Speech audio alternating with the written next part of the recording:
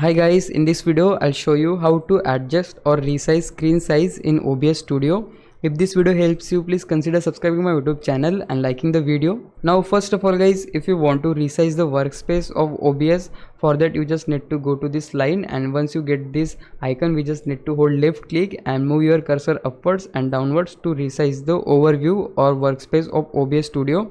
And if you want to resize the screen, you just need to tap on screen, then you will get to see these red lines, and from this red lines corner we can just resize the screen, but the aspect ratio is not changing. And if you want to change the aspect ratio, for that you just need to hold shift and move your cursor upwards or downwards to resize the aspect ratio. Now in case if you want to crop a screen, for that you just need to reset this first.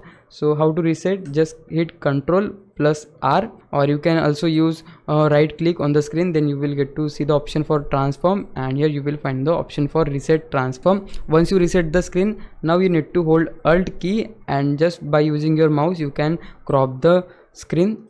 So yeah guys, that's it. This is how you can reset or adjust screen in OBS Studio. Now it's your time to repay me. For that you can just subscribe my YouTube channel. I would really appreciate it. For now, thanks for watching. Bye bye.